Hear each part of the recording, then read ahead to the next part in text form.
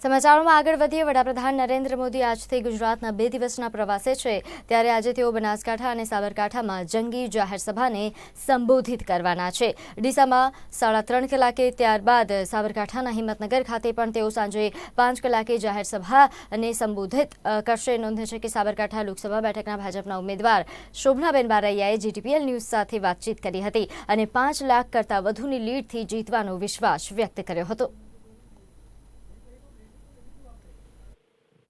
કાંઠાના ઉમેદવાર છે, મહિલા ઉમેદવાર છે શોભનાબેન બારૈયા સાથે સીધી વાત કરીશું. શોભનાબેન, મહિલા ઉમેદવાર છો, ભારતીય જનતા પાર્ટીએ પ્રથમ વખત આપની પર વિશ્વાસ મૂક્યો છે. વિશ્વાસ પર કેવી રીતે ખરા ઉતરશો?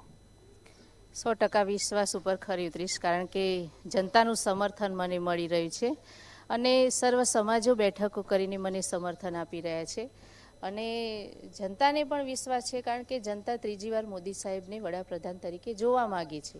એટલે જનતાએ મન બનાવી લીધું છે અને એટલા માટે જ્યારે હું પ્રચાર કરવા માટે જાઉં છું ત્યારે મને જંગી સમર્થન મળી રહ્યું છે.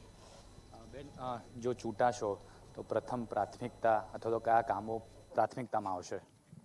જ્યારે ચૂંટાઉં છું અને જનતા વચ્ચે જવાનું થાય છે ત્યારે જનતાના જે પાયાના પ્રશ્નો હશે એ સાંભળીને એ ઉકેલ લાવવાનો પ્રયત્ન કરીશ. હાલ જે પ્રગતિ થઈ રહી છે એમાં ક્યાંક થોડી અડચણ આચારસંહિતા કારણે હશે તો એ પૂરી થશે, કારણ કે બધું પ્રગતિના પંથે છે અને જનતાને જે કંઈ જરૂરિયાત હશે, જે કંઈ રજૂઆત હશે એ સાંભળી અને ઉકેલ લાવવાનો પ્રયત્ન કરીશ. બેન, આપ મહિલા ઉમેદવાર છો, મહિલાના વિકાસના કામો કયા કરશો અથવા તો અત્યારે હાલની તારીખમાં ભારતીય જનતા પાર્ટી કયા કામોને પ્રાથમિકતા આપે છે મહિલાઓના કામ માટે? પહેલાં તો મહિલાઓ માટે જ આપણા માનનીય વડાપ્રધાન શ્રી મોદી સાહેબે નારી શક્તિ વંદન કાયદો ઘડીને 33% અનામત આપી છે. પ્રચારમાં આપણે જઈએ ત્યારે પહેલાંના પ્રચારમાં જોયું હશે અને અત્યારે તમામ હોદ્દા ઉપર સ્થાનિક સ્વરાજ્યની ચૂંટણીમાં પણ મહિલાઓ 50% આરક્ષણ આપીને મહિલાઓને અને મહિલાઓ માટે માનનીય વડાપ્રધાન શ્રી મોદી સાહેબે એમનું આત્મસન્માન વધે, એ નાના નાના ઉદ્યોગો સ્થાપે, એના માટે ઘણી બધી યોજનાઓ બનાવી છે. એટલે મહિલાઓ હવે આગળ આવી રહી છે અને મહિલા સશક્તિકરણ દેખાઈ રહ્યું છે. બેન, શિક્ષક હતા, સ્કૂલ છોડીને હવે સીધા સાંસદમાં જવાનું છે, કેવો અનુભવ છે આપનો અત્યારે? શિક્ષક હતા, નાના બાળકોનું ભાવિ ઘડતર મેં કરેલું છે વર્ગમાં, અને હવે જ્યારે જનતા માટે કામ કરવાનું થશે અને જનતા મારા કામથી ખુશ થાય એ મારા માટે ખૂબ અગત્યનું રહેશે. બેન, જો તમે ચૂંટાશો તો મહિલાઓના વિકાસ માટેનું પ્રથમ તબક્કું કયું લેશો બેન તમે? મહિલાઓનો વિકાસ થઈ જ રહ્યો છે. માનનીય વડાપ્રધાન શ્રી મોદી સાહેબે જે યોજનાઓ બનાવી છે, જે યોજનાઓ છે એનો મહિલાઓ મહત્તમ ઉપયોગ કરી રહી છે. એટલે મહિલાઓનો વિકાસ થઈ રહ્યો છે, છતાં પણ મહિલાઓ માટે મારે જે પણ કંઈ કરવાનું હશે એ મારું પહેલું પ્રાધાન્ય હશે.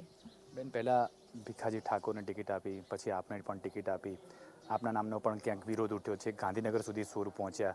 લાગે છે આંતરિક વિખવાદ છે, વોટિંગ વખતે થોડો માર પાડશે એમાં? ના, જરાય નહીં પડે, કારણ કે ભીખાજીએ મને સંપૂર્ણ સમર્થન આપ્યું છે. મેઘરજનો મેં પ્રવાસ કર્યો, મેઘરજના પ્રવાસમાં શરૂઆતથી તે અંત સુધી ભીખાજીએ મારી જે પ્રચાર કરવાનો એમને એક ભાઈ તરીકે મારી સાથે ઊભા રહીને આખો દિવસ મારા માટે જનતાને કીધું છે કે ભાઈ આ મારા બેન છે અને આપણે એમને જ જીતાડવાના છે. એટલે ભીખાજીનું પણ સમર્થન મને સારું રહ્યું છે. બેન, આ વખતે તમારી કેટલી લીડ આવશે, શું આશા લાગે તમને? 5 લાખથી વધુની લીડ. બેન, આજે સ્થાપના દિવસ છે ગુજરાતનો. વડાપ્રધાન નરેન્દ્ર મોદી સ્થાપના દિવસની શરૂઆત તમારા સાબરકાંઠાથી કરવાના છે. આજે ડીસામાં પણ જવાના છે, અહીંયા હિંમતનગર પણ આવવા છે. પ્રથમ વખત તમે વડાપ્રધાન નરેન્દ્ર મોદીને આજે મળશો, કેવી ઉત્સુકતા છે ને કેવો આપણે અનુભવ છે અત્યારે? ખૂબ આનંદિત છું અને આવા યુગ પુરુષની સામે ઊભું રહેવું પણ એક મારા માટે બહુ સૌભાગ્યની વાત છે. બેન, સાંસદ તો થઈ જશો તમે, પણ ખાસ કરીને તમે શિક્ષક હતા, તો શિક્ષણ લગતા કોઈ વિકાસના કામ અહીંયા કેવા કરવા માગશો તમે?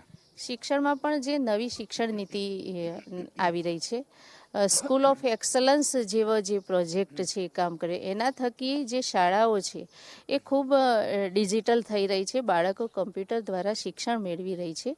શાળાઓ ખૂબ અત્યાધુનિક અને ભૌતિક સુવિધાઓથી સજ્જ બની રહી છે. એટલે શિક્ષણ ક્ષેત્રે પણ આપણા માનનીય વડાપ્રધાન શ્રી મોદી સાહેબ શિક્ષણ ક્ષેત્રે પણ ચિંતિત છે અને એ રીતે કામ થઈ રહ્યા છે. રાજકીય શિક્ષણ ક્ષેત્ર છોડીને હવે રાજકીય ક્ષેત્રમાં જવાનું છે એક શિક્ષક તરીકે, બાળકોની અને સ્કૂલની કેટલી યાદ આવશે? એ યાદ લાગણી તો મારી સાથે જોડાયેલી જ છે, કારણ કે બાળકોનું ઘડતર અને બાળકોની સાથે જે હું પ્રેમથી રહી છું અને એ યાદ હું ભૂલી શકું એમ નથી, પણ જનતાનો પણ પ્રેમ એટલો મળી રહેશે અને પણ એ લાગણી તો મારી સાથે જોડાયેલી જ રહેશે.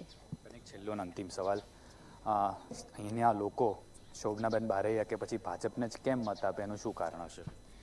કારણ કે જનતા સુધી માન્ય વડાપ્રધાન શ્રી મોદી સાહેબની જે યોજનાઓ છે એ છેવાડાના માનવી સુધી પહોંચે છે અને જનતા એનો લાભ લઈ રહી છે.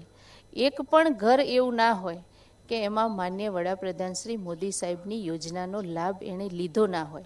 એટલે જનતા ત્રીજી વાર પણ માન્ય વડાપ્રધાન શ્રી મોદી સાહેબને જ જોવા માગે છે, કારણ કે મોદી સાહેબે જ ગરીબોની સેવા, સુખાકારી લાવવાનું કામ, કલ્યાણકારી યોજનાઓ બનાવવાનું, મોદી સાહેબે જે યોજનાઓ બનાવી છે એના થકી જ જનતા ત્રીજી વાર પણ માન્ય વડાપ્રધાન શ્રી મોદી સાહેબને જોવા માટે ભારતીય જનતા પાર્ટીને જ વિજેતા બનાવશે.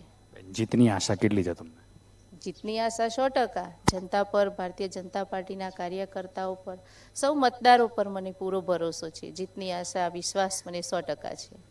ચોક્કસથી ગુજરાતનો આજે સ્થાપના દિવસ છે અને વડાપ્રધાન નરેન્દ્ર મોદી પણ આજે અહીં હિંમતનગર સભા કરવાના છે. આપણી સાથે સાબરકાંઠાના ઉમેદવાર હતા શોભનાબેન બારૈયા કહી રહ્યા છે કે લોકોને વડાપ્રધાન નરેન્દ્ર મોદી પર અને ભાજપ પર પૂરેપૂરો વિશ્વાસ છે અને આ વખતે સાબરકાંઠા બેઠક પર ભાજપની જીત નિશ્ચિત જણાઈ રહી છે.